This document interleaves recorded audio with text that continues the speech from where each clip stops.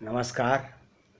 अभिनय कला के सहज मार्ग पर आज 22वें पड़ाव में आप सभी का हार्दिक स्वागत और अभिवादन। 2-3 दिनों के इंतज़ार के बाद आज अब किसी तरह से अभिनय कला के 2 सूक्ष्म उपकरणों मन और मस्तिष्क पर बात का शुभारंभ हुआ जा रहा है। तो जैसे कि पिछली शुरुआत के दौर से ही मेरा एक यह कहना है कि जो भी बात हम जानने के लिए आगे बढ़ें उससे पहले उसके मूल को देखें, मूल पर जाकर यात्रा शुरू करें। न कि ऐसा नहीं कि जहाँ से हमने देख लिया वहाँ से, जहाँ से हमने चाह लिया वहाँ से नहीं। हमने चाह लिया किसी को तो उसको बिल्कुल पूर्ण रूप से जानने समझने पूरी यात्रा करने के लिए हमें उसके मूल पर जाना पड़ेगा। तो अब इसी तरीके से मन और मस्तिष्क के भी मूल पर जाया जाए, क्योंकि हमें इनको अभिनय के अनुकूल बनाना है। अब अभिनय के अनुकूल बनाने के लिए क्या काम करना है वो तो आगे बताएंगे ही बताएंगे। मुख्य बात ये बता दें, अगर हम रचनात्मकता के अनुसार मन और मस्तिष्क का भेद करें, उनमें फ़र्क करें, तो ये कहा जा सकता है मन वो सेगमेंट है जहाँ अनुभूति है, एहसास है, और मस्तिष्क वो सेगमेंट है जहाँ विचार है, चिंतन है, तर्क है, विश्लेषण है, ये सारी चीज़ें हैं। वैसे शरीर में मस्तिष्क के लिए ब्रेन, जिसको अंग्रेजी में बोलते हैं, वो एक ऑर्गन मिलता है हमको, और वो तंत्रिकाओं का, पता नहीं असंख्य तंत्रिकाओं का एक संजाल है, जिससे कि पूरे शरीर में तंत्रिकाएं निकली हुई हैं और वो संवेदन ग्रहण करती हैं। एक मोटी बात ये है, जैसे मुझे कहीं मच्छर ने काटा तो पता चला, मस्तिष्क को पता चल जाता तंत्रिकाओं के माध्यम से।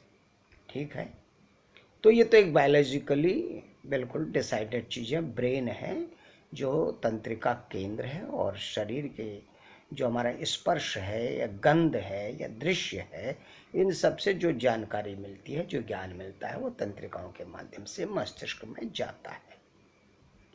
बात अब आगे बढ़ती है, तो जो एहसास है उसके लिए कौन सा ऑर्गन है? हम लोग कहते हैं दिल, मन, हृदय, ये सारी बातें करते हैं।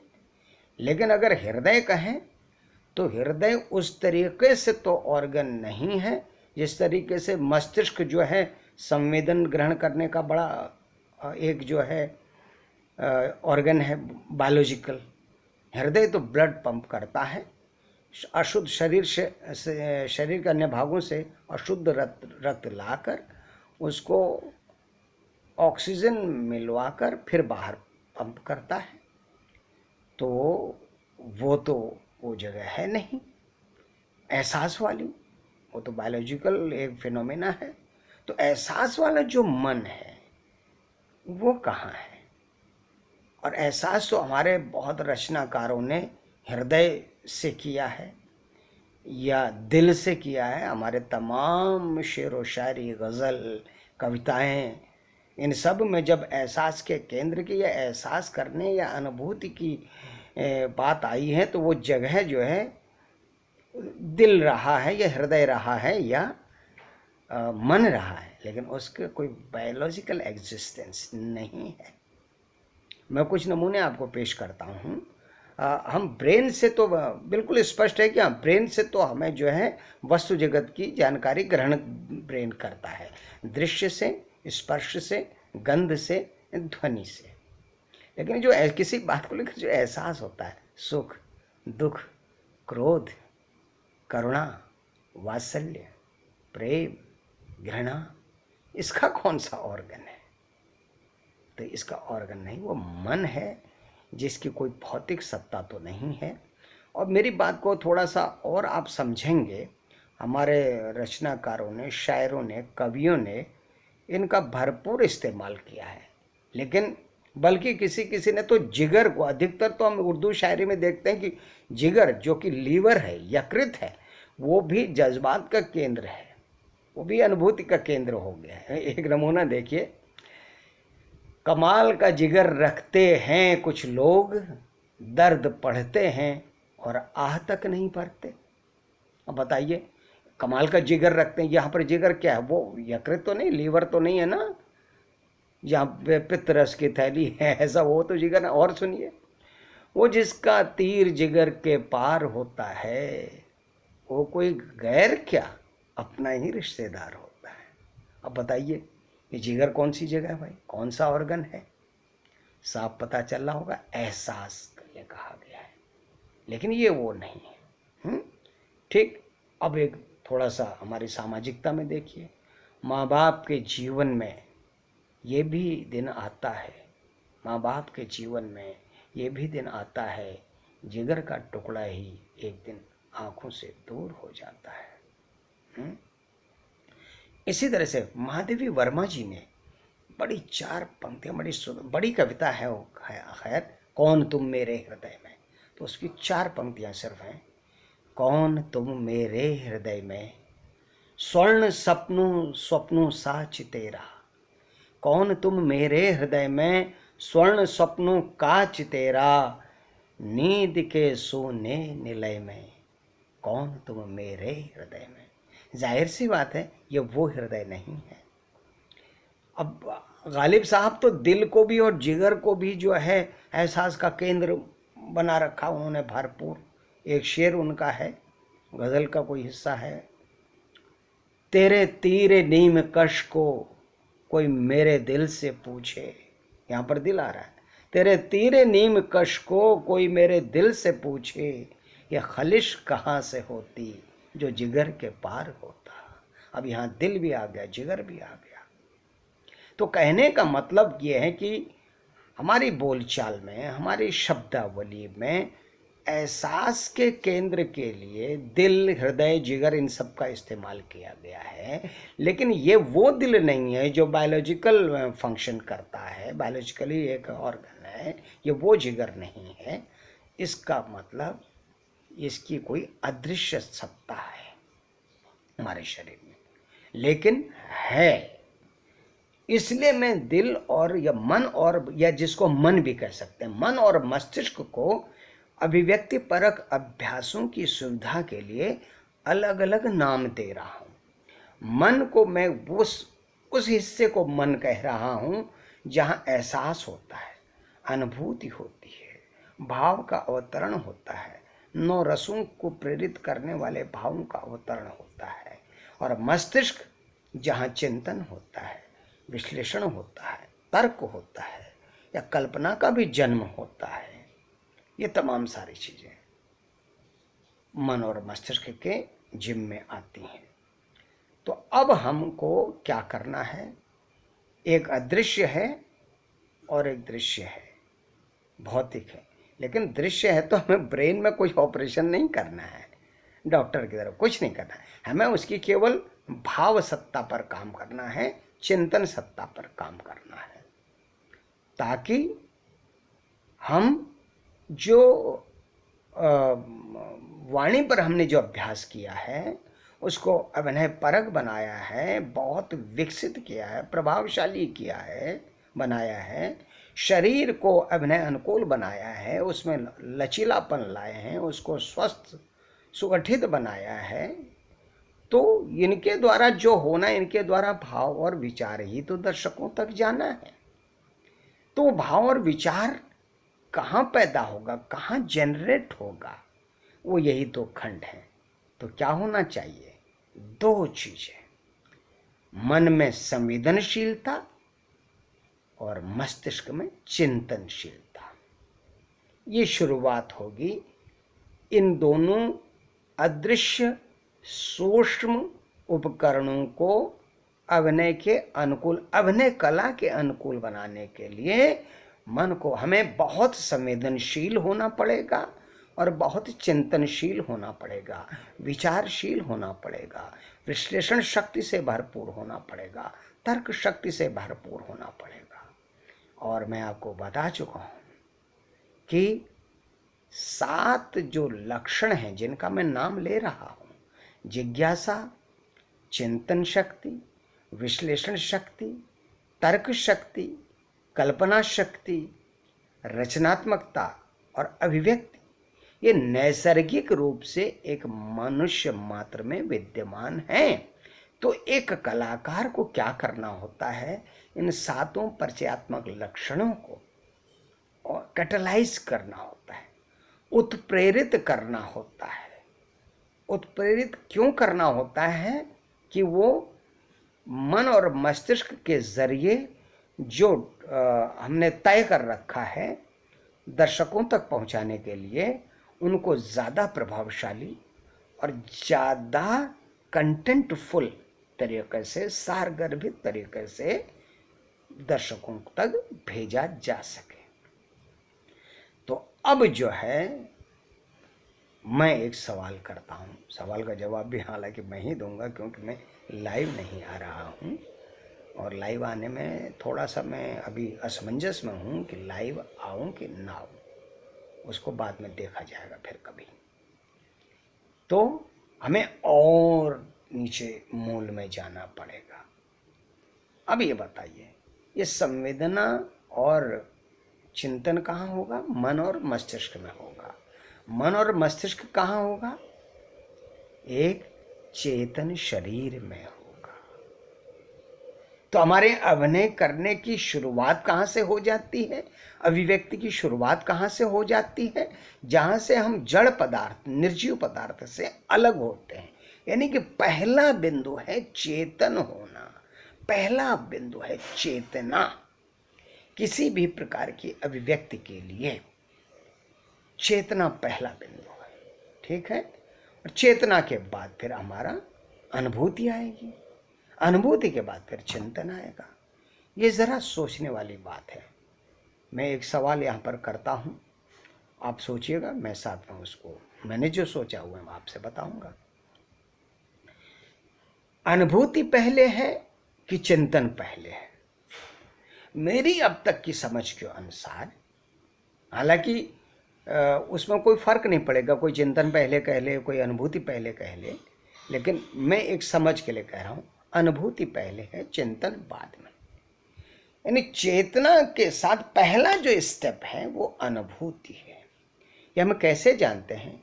एक नवजात शिशु है, वो धरती पर जब उसका अवतरण होता है तो गंध से, स्पर्श से वो इस वस्तु जगत के संपर्क में आता है। स्पर्श तो सबसे पहले क्या होता होगा? स्पर्श का अनुभव होगा ना, अनुभूति होगी। तो अनुभूति के बाद चिंतन होगा, फिर वो बड़ा हो जाएगा, धीरे धीरे फिर चीजें समझने लगेगा, चिंतन करने लगेगा, जानने लगेगा। तो ये इसलिए कह रहे हैं, अभ्यास को सही ढंग से संपादित करने के लिए, अभिनय परक अभ्यासों को हम क्यों एक सेक्टर, एक अभ्यास, एक ग्रुप ऑफ जो एक्सरसाइज हम केवल चेतना के साथ, मतलब अनुभूति के साथ करेंगे। एक ग्रुप ऑफ एक्सरसाइजेज हम चिंतनशीलता की ओर करेंगे, या हम ये बात करेंगे कि इनको हम खुद को ज़्यादा से ज़्यादा संवेदनशील बनाने के लिए क्या काम करें, और ज़्यादा से ज़्यादा चिंतनशील बनाने के लिए क्या काम करें। इसके लिए बहुत उधर उधर भटकने की ज़रूरत नहीं है। जैसा कि मैंने अपने कहा ना, सबसे पहला अनिवार्य तत्व है चेतना। अगर हम चेतना है तो अनुभूति तो होगी ही होगी ना। अनुभूति में एक किताब है, ये जड़ है, इसमें कोई अनुभूति नहीं होगी। इसमें चोट लगी, मुझे चोट लगी, इसको नहीं लगी, तो बात कहाँ से? इसमें और मुझमें फर्क क्या हो गया? मुझे दर्द हो गया, इसको नहीं हुआ। अब इनमें दो किताबों को टकरा रहा हूं, किसी को भी दर्द नहीं हो रहा, क्योंकि दोनों जड़ हैं। तो किसी भी अभिव्यक्ति या कोई भी काम की शुरुआत के लिए वो पहला बिंदु, पहला चरण या पहला पायदान क्या है? चेतना है ना। तो हम अपनी चेतना का अनुभव कब करते हैं? करते नहीं, 24 घंटा खोए खोए रहते हैं। हम अपने जिंदा होने का, अपने जीवित होने का लाभ तो उठाते हैं, जीवित होने के दम पर दुनिया भर के काम करते हैं, लेकिन हम जीवित हैं, हम हैं द सेल्फ बीइंगनेस। क्या कभी इतनी गहराई में जाते हैं, इतने मूल में कभी जाते हैं? जहां से बात शुरू होती है हम वहां से तो कभी शुरू ही नहीं करते। मुझे एक बात बताइए, बुनियाद बने बगैर क्या मकान की मंजिल बन सकती है? और पहली मंजिल बने बगैर क्या दूसरी मंजिल बन सकती है? नहीं ना। और इस तरह से 10 मंजिलें हैं, एक के बाद एक, एक के बाद एक, एक के बाद एक। हम बड़े आलीशान महलों बिल्डिंग्स को देखकर अभिभूत हो जाते हैं, क्या बात है, क्या बिल्डिंग बनी है। लेकिन जिस बुनियाद पर वो बिल्डिंग बनी है वो तो हमारे सोचने में कभी आती ही नहीं, उस पर नजर नहीं जाती तो हम उसकी सोचते भी नहीं है। हम तो क्या कहना चाहिए, पूरी बिल्डिंग के नक्शे को लेकर और उसके फर्निशिंग को लेकर, उसकी फैसिलिटीज़ को लेकर ही मुग्ध हो जाते हैं, बुनियाद की तरफ कभी जाते ही नहीं है, कभी देखा ही नहीं। इसी तरीके से हम जीवन से संबंधित कोई चीज़ सीखने के लिए उसके नाना प्रकार के ब्रांचेज पर, तमाम आयामों पर चिंतन मनन खूब करते हैं, लेकिन मूल में नहीं जाते। कला तो चेतना से शुरू होगी ना, चाहे चित्रकारी हो, चाहे साहित्य हो, चाहे संगीत हो, चाहे नृत्य हो, या चाहे अभिनय हो। उसकी बुनियाद जो दिखाई नहीं पड़ती है वो चेतना है, लेकिन वो बहुत महत्वपूर्ण है, सबसे महत्वपूर्ण है। तो जो सबसे महत्वपूर्ण है उस पर ध्यान जाना चाहिए कि नहीं जाना चाहिए? बात तो वहीं से शुरू होगी, लेकिन हम लोगों का ध्यान वहाँ नहीं जाता। तो मेरा कहने का मतलब है, कोई बड़ा अभ्यास नहीं, कोई कहीं किसी मतलब जो है रिसर्च करके कोई अभ्यास नहीं खोज के ले आना है। जस्ट मन को खाली करिए और मैं हूं, अपने होने का एहसास, अपने होने का एहसास करिए। मूल में जाइए, बुनियाद में जाइए। या बुनियाद में अब जब जाएंगे तो अपने से बहुत घनीभूत परिचय हो जाएगा। जब घनीभूत परिचय हो जाएगा तो जितना ज़्यादा परिचय होगा उतना ही तो विकसित होने की संभावनाएं बढ़ती रहेंगी, बनेंगी। तो आज का सबसे पहला सूत्र आप लोगों को बहुत अजीब लगेगा, लेकिन मैंने उदाहरण दिया है, उस उदाहरण को आप रिलेट करिए। हम लखनऊ में रहते हैं, अब यहाँ भी तमाम एक से एक बिल्डिंगें बन गई, तमाम एक से एक होटल बन गए हैं। हम लोग जाते, अरे यार क्या भाई कितने मंजिल है, कितना क्या है। जब हम पढ़ते थे तब यहाँ जवाहर भवन बना था 9 मंजिल का। हम लोग कहते बाप रे बाप 9 मंजिल की बिल्डिंग है ना, 9 मंजिल की बिल्डिंग है। लेकिन बुनियाद की तरफ कभी ध्यान ही नहीं आता। उसके बाद शक्ति भवन की पिछली बिल्डिंग बनी, पता नहीं 16 मंजिल की बन गई, तो हम उसको अरे देखो इससे बड़ी बिल्डिंग बन गई।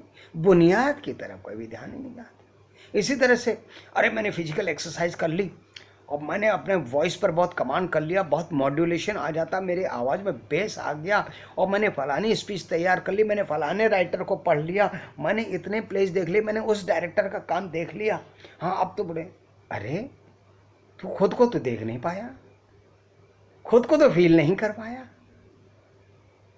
अपने मूल में अपने सबसे बेसिक होने को तो फील ही नहीं कर पाए। यात्रा वहां से शुरू होगी, पहला कदम वहां से शुरू होगा। लेकिन हाँ, निरंतर अभ्यास से अपने होने से जुड़ने से, अपनी चेतना से जुड़ने के निरंतर अभ्यास से हम 1 साल बाद, 2 साल बाद एक बड़ी भरी पूरी स्थिति में आ जाएंगे, बड़ी एक भाव ऊर्जा की स्थिति में आ जाएंगे। फिजिकल ऊर्जा की बात अलग है, भाव ऊर्जा की स्थिति में आ जाएंगे। हमारे भीतर करंट होगा जो ऑरा होगा। हम ज़्यादा घने, ज़्यादा वॉल्यूम वाली चेतना के आदमी बन जाएंगे, ज़्यादा कॉन्क्रीट, ज़्यादा डेंस्ड और ज़्यादा वॉल्यूम वाली चेतना वाले आदमी बन जाएंगे, है ना। तो सबसे पहला काम यहाँ से शुरू करना है, अनुभूति परक बनाने के लिए, संवेदनशील बनाने के लिए। संवेदनशील कौन होगा? जो जिंदा होगा, यानी जिसमें चेतना होगी। नहीं। तो काम तो चेतना से शुरू करना है ना। और आप लोग बिल्कुल भी चिंता ना करिए, बिल्कुल भी परेशान मत होइए। ये जानिए कि अभिनय करने के लिए या कोई भी काम करने के लिए सबसे पहली ज़रूरत क्या है? जिंदा इंसान होना, उसके बाद होशो हवास में होना, ठीक है, पागल न होना, नशे में न रहना। अभी बड़े बड़े आप लोगों में महान लोगों के सूक्त वाक्य और उपदेश मिलते होंगे कि नशा तो चमत्कारिक प्रतिभा पैदा करता है ना। ये सब बातों से अलग रहिए। खुद का नशा, अपने होने का नशा। नशा मतलब बोध, नशा मतलब गहनतम बोध, उस बोध का आनंद है।